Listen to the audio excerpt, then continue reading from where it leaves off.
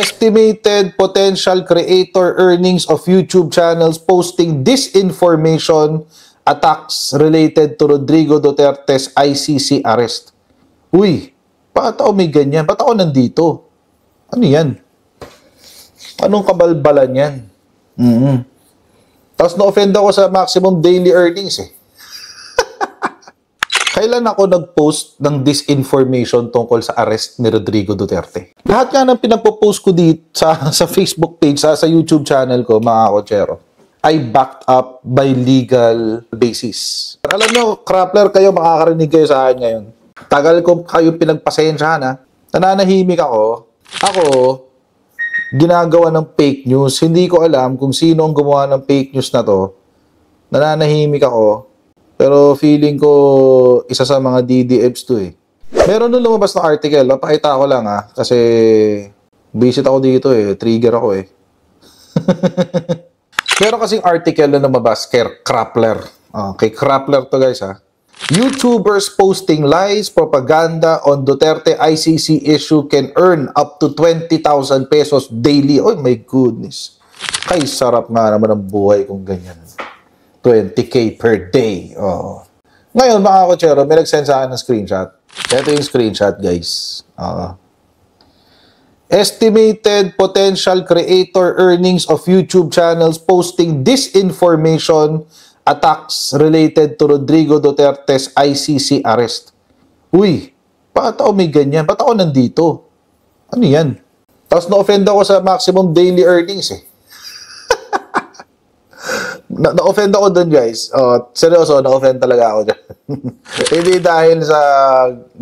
dahil, you know, parang, ha? Yun lang? Oo. Ba't ako nandito? Oo, ayan. So, chine ko yung article. Ayan yung article, di ba? Baba natin yung article. Oo. Nandyan ba ako? Teka, wait natin, tingnan natin ha. Baka andito ako eh. Baka andito ako eh. Oo nga, andito nga ako. Alam nyo, Crappler kayo, makakarinig kayo sa akin ngayon. Tagal ko kayo pinagpasensyahan ha. Nananahimik ako. Alam nyo mga kotsero, kung tutuusin nga, itong mga na taga-Crappler na to.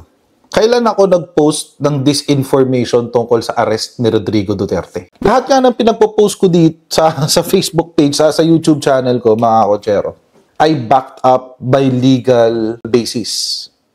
Ang pinapakita kasi nito ni Crappler, mga kotsero, kumikita ako sa paggawa ng fake news. Huwag nyo ako ilinya sa mga DDS. Hindi ako katulad ng mga DDS ang pinag-aanuhan nyo dito. Nilinya nyo pa ako kay Maharlika. Tigas na mga mukha nyo dyan. Hindi ko alam kung paano nila ginawa ito ha. Tapos kinuha pa nila yung amount sa Social Blade oh. Sinama nyo ako sa mga sa mga DDS. Anak kayo ng tipaklong. I-email ko to si Crappler. I will demand the retraction of this. Kasi, ang tagal ko nang tiniis tong Crappler na to eh. Ang tagal ko na kayo pinagpapasensyahan. Kay Rambo Talabong palang pinagpapasensyahan ko na kayo. Nananahimik ako.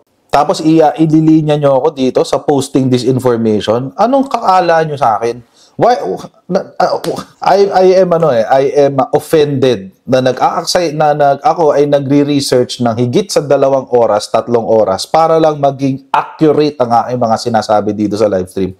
And then ililinya nyo ako sa mga katulad nitong mga DDFs na yan. Lalo na dito na to, kay Boljak TV na yan. Yan, lilinya nyo ako dyan. I demand the retraction of this. I demand that you remove my name dito sa listahan nyo.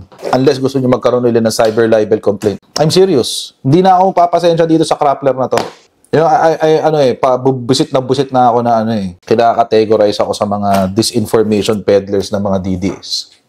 For example, itong si Richard Haydarian, kausap niya si Kristan. Si Kristan nag-post ng wala raw siyang nakitang troll ng Marcos administration. Sabi ni Kristan, kung meron daw kilala, i-post daw, may comment daw sa kanyang sa kanyang Twitter. Ito si Richard Haydarian.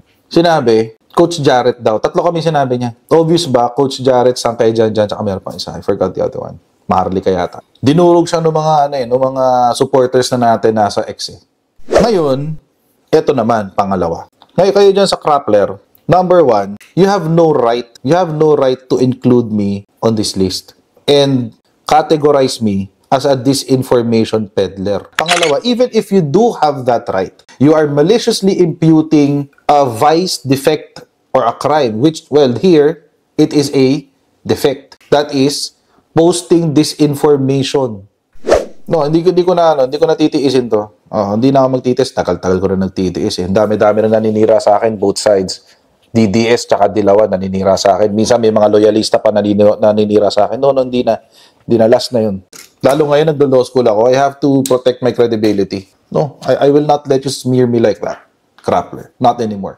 Hindi ko nga alam kung anong science ang ginamit nila dito eh. False claims followed prompting various fact checks from newsrooms and journalists, etc. etc. Kaya kayo tinatanggal ng Meta eh. Wala kayong kwenta mag-fact check eh. In the first week since the arrest, over 1,600 YouTube channels shared a total 3,000 videos mentioning the former president. YouTube also brings... Okay. Hindi yan gusto kong makita. Gusto kong malaman kung paano nyo hinanap. Ito yun eh. You're malicioso to eh. You're maliciously imputing that I am intentionally posting harmful content. Seriously? See?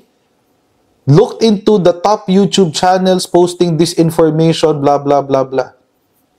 Ha? Tapos ilalagay nyo ako dito? Sino sumulat na ito? Sino sumulat na ito? Gabi Baisas, itong dalawang to? Sige.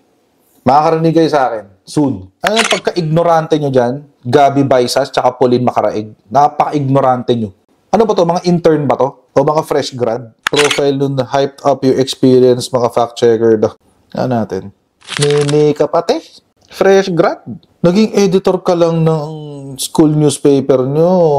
Diyos ko. She spends her time curating Spotify playlists and rehearsing snarky one-liners.